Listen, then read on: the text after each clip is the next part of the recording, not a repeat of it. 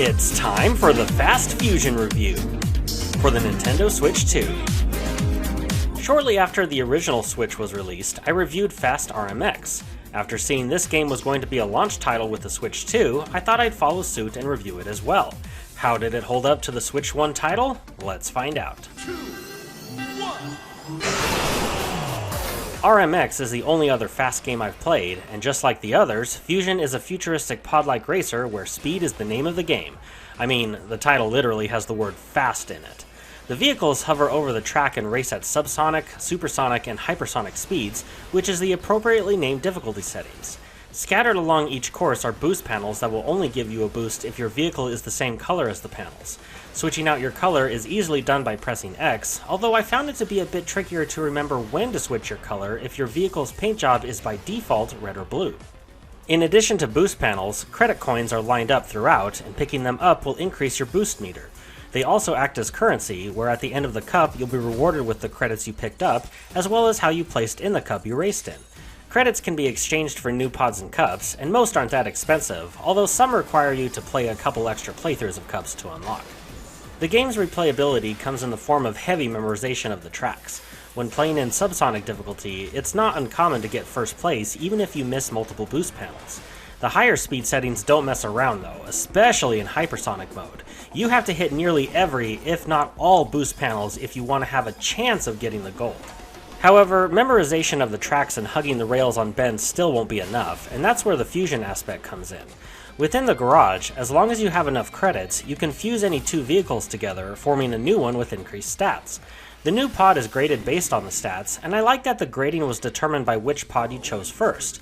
Like in this example, you can see the rating is a C if I begin with Kamagori and fuse it with Mueller, but a B rating if I begin with Mueller. I thought the names of each vehicle was pretty funny, as it's implied that each one is sponsored by some mega corporation, like Vulcan Capital, which sounds oddly close to a different racer I know of. I felt as though the tracks were a bit easier to race in, compared to RMX, where it seemed like the width of the tracks were a little too narrow. The addition of being able to jump your vehicle on command is a nice feature, allowing you to take alternative routes, plus it forces the player to figure out when to jump instead of having fixed jumping panels like in the previous game. Boosting into or landing on top of another vehicle will slow them down, and it will also net you bonus credits. The graphics are gorgeous! All of the tracks are set with specific themes, and the spectacle is quite high in some of them, such as trying to avoid multiple tornadoes on one and giant meteors on another.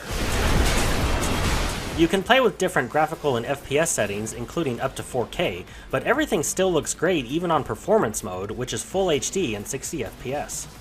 The controls took a bit to get used to, and you can customize them to your liking if you want. The potential speed bump is specifically remembering that changing colors is done with X, jumping is done with L1, and boosting is performed with R1. It doesn't sound difficult, and it's really not, but when you only have a split second to react when you're first learning how to play, it can be overwhelming. Just keep practicing and it's no big deal. The game is fairly short, with only 5 cups totaling 15 tracks. That's quite low for a racer, and apparently the game only had 12 tracks at launch. It feels like it should have at least 20, but for $15, I guess you're paying $1 per track. Playing the same handful of tracks gets boring, unfortunately, and with no online multiplayer, local only, there isn't much to keep me coming back after I've played through all the cups on each difficulty setting. I guess full completing the game by getting first in all the races could be an element to keep me coming back, but honestly, I don't care enough to do this. There is a mode called Superhero, where the game plays more like a traditional F-Zero game, in that your boost meter also acts as your vehicle's health gauge. This is appreciated, but I don't really have that much interest in battling the computer this way, and an online mode would have changed this.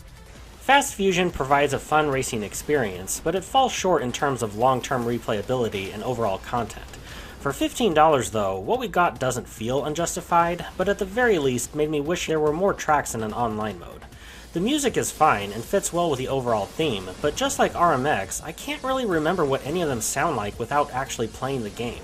This also might sound odd, but I kinda wish there was a story mode that involved the fictional sponsors. I think it could bring out more character of the game. If Nintendo doesn't want to do it themselves, they should just buy out or at least hire the developer Shinen to make new F-Zero games. They've got what it takes and have proven multiple times they know how to make this type of game. Oh well, not having a new F-Zero game kind of sucks, but this series is a pretty good alternative. This game gets a 3.5 out of 5 with the title of good. You reach